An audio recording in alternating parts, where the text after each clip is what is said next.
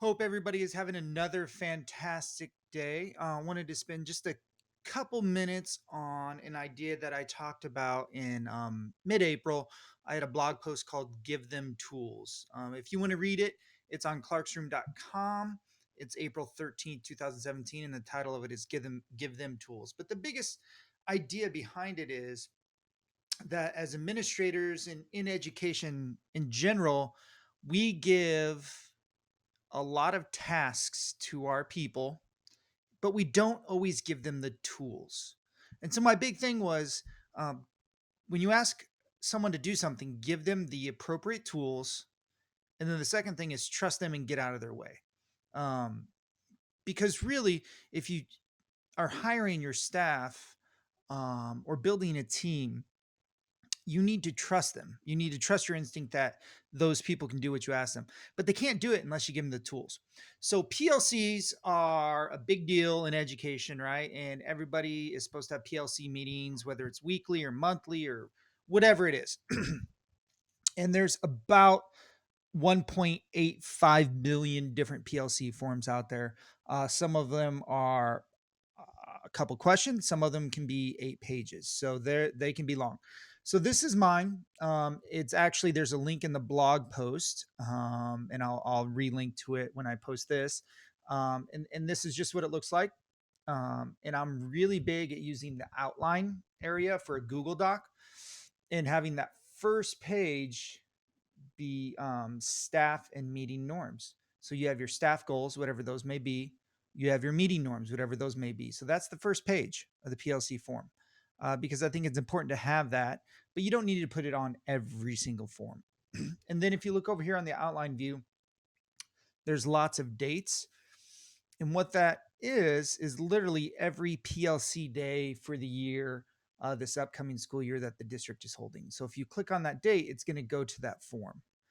If you click on this date, it's going to go, so it's pre-populated. So what I did is I created a PLC form with the things on it that as an administrator I would want to see, and also the things on it that hopefully is helpful to the staff.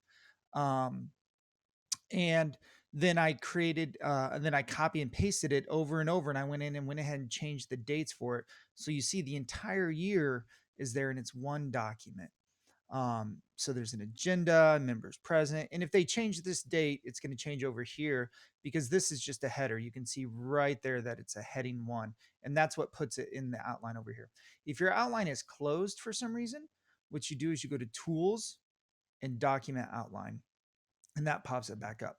So they can, fill this out to their heart's content, whatever their agenda may be, whatever outcomes they come. The facilitator is the person running the meeting, members there, members absent. Um, so this is general meeting information. The big point for PLCs is to pick a data point or an assessment that the teachers in that meeting have all given and talk about the outcome. What were the strengths? What needs do they have based on the results? Then set a new SMART goal for the next time they meet for another assessment. What are some challenges and what can they brainstorm to help help address those challenges? Pick just one or two high leverage strategies. That's really the end result of a PLC meeting, is to find strategies that work. What support do they need?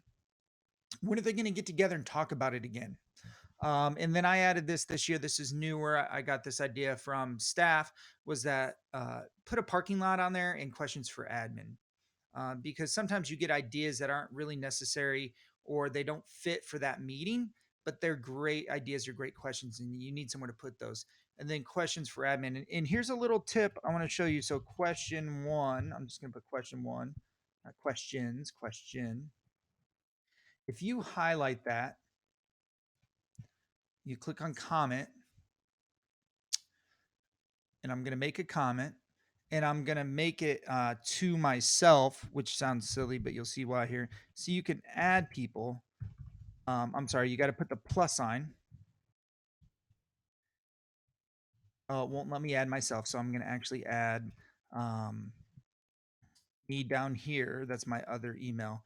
When you hit plus, what it does is it assigns it to someone, and it actually sends that person an email saying, "Hey, you got something assigned to you."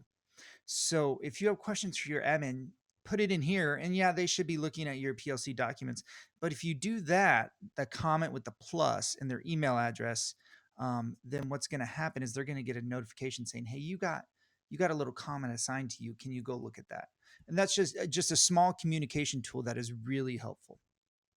And so this is a long document. It's like 60 some pages, but really the PLC form is only 2 pages.